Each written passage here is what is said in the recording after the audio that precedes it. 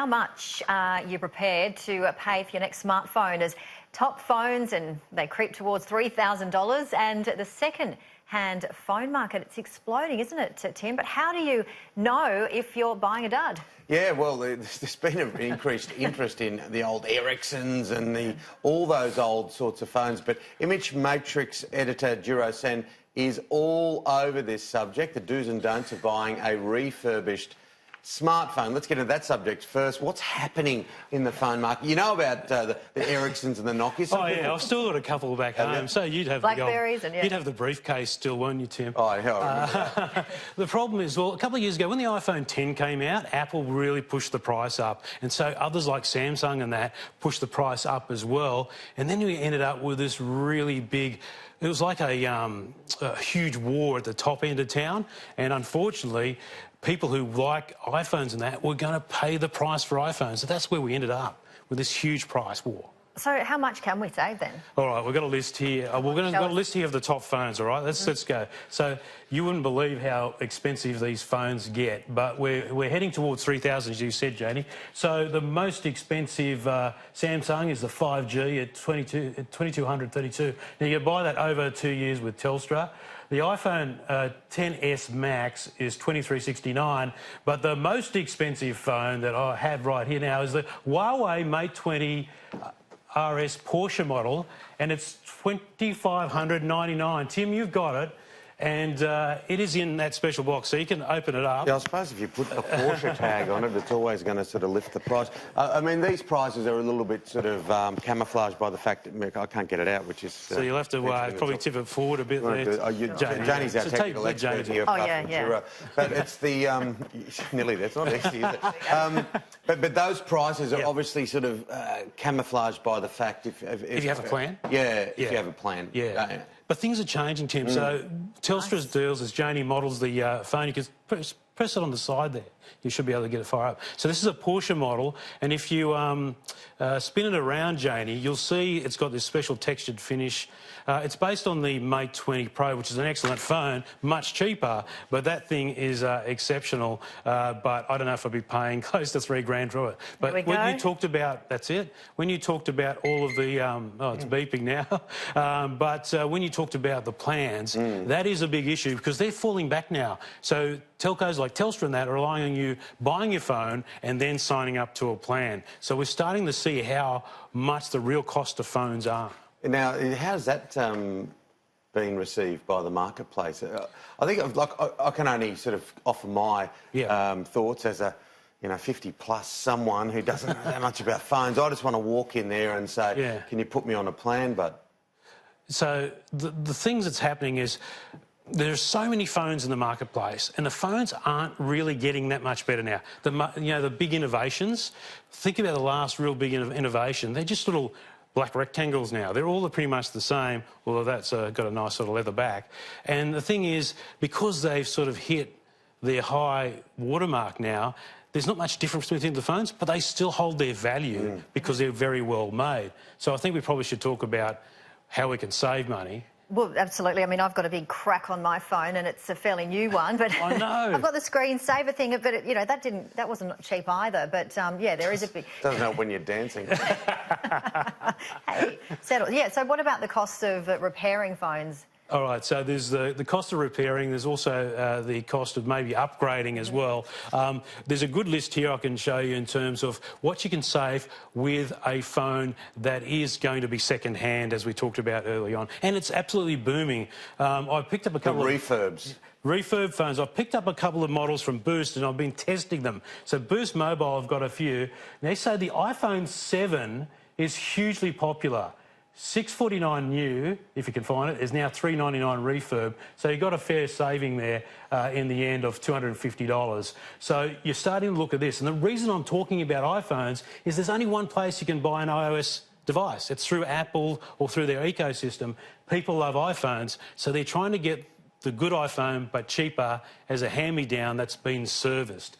If we move along to the next phone as an example, this is a really good one, and I'll show you it on the desk in a moment. iPhone 10. Now, Apple don't sell that anymore, but you can buy it, 64 gigabytes. You can buy it now new for $14.79. But a refurb at $999 means you've got a whopping $480 saving, and that is a really good phone. And, you know, we might actually show it on the desk here because I have been testing this for the last few days. So that is a refurb phone and with a light on the back, and it is, you know, pretty much perfect. There's no... How many places can you buy the refurb phone? There's only a few sort of legitimate places, and so I say be really careful. Be careful on eBay. If someone says they fix it up, you've got to make sure they've been done by proper licensed refurb people. I know the guys at Boost were saying, I've got a story that's going to run on Sky News later today, that they get, firstly, a police check, make sure the phone's not stolen, because that's a bad start. And then they do what's called a 72-point check. So everything from whether the battery works, the screen's cracked, all that sort of stuff. So that one there, I've been using it. And to me, it works like a brand new phone. Make sure you delete all the data.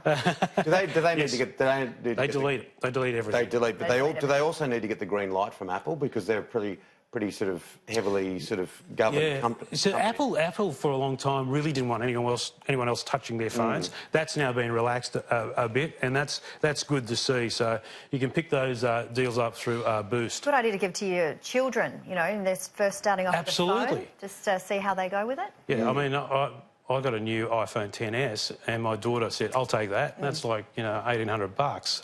She's 22, so maybe she can get her own. That's her first phone. You've been holding it off for a while. Wireless charging is convenient, but it comes at a cost sometimes. Yeah, OK. So when iPhone went to wireless charging, and this is a wireless charger on the desk, this is the Pixel charger, it's pretty cool. The problem is with the phones is that they now have glass on the back and front. So there's 2 points of breakage possible with phones now, and that's because wireless charging is very difficult to do through metal. So it's got to go through glass, and that means that you're going to see a lot more broken devices. So then you have to be careful about where you go in terms of getting your phone repaired. And don't just go to any joint, because if you can't see what the people are doing on the kiosk desk and they want your password, then walk away at 100 miles an hour. Do not ever give your password away to someone at a phone kiosk, ever. They do not need it. And it's good advice, and I always try to bring this up, but it's good advice for children of elderly parents or older people watching today, because they get talked into it. Yeah, and people see and try to jump onto the vulnerable. Yeah, and they might get angry with you. This happened to me at a sort of a Mac store where they said, "Give me your password for your computer," and I said, "You're not getting it. Just swap the hard drive."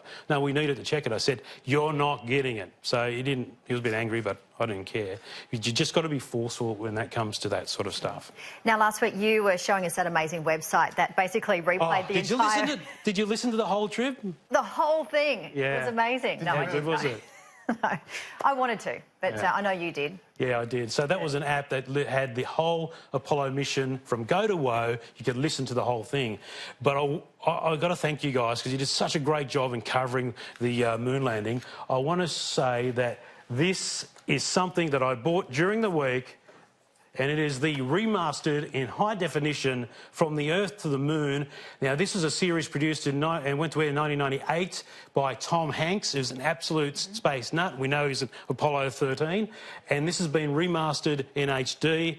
And this, I've got to say, is one of the greatest series of all time. And they've redone all the special effects shots. You see who was playing Buzz Aldrin there? Bryan Cranston. Oh, wow. Yeah, so... He is fantastic too. A whole heap of amazing characters in it, and I just love it. Did you ever hear it? I did, yeah. I can remember watching it. It was brilliant, and I also saw an interview with Tom Hanks where he spoke about his passion for space. And what could happen in the future. And see, they've recreated a lot of stuff. It's been remastered in high definition. I bought mine the other day, but I bought a copy for you guys as well, because I love you so much and so happy you did so much. No, my pleasure. Enjoy that. I was going to ask you, because I've just organised a coffee run, I was going to ask, I will shout you. I appreciate that. Yeah, that's really kind of enjoy it and show the family, because it's a piece of history. And I think the astronauts were very happy with the way that Tom Hanks handled it. So enjoy it. From the Earth to the Moon, remastered. It'd be great for the kids, and I'll also show my dad who'd love that too. So thanks so much, Stuart. My pleasure. Good to see you again, buddy. Thank you so much.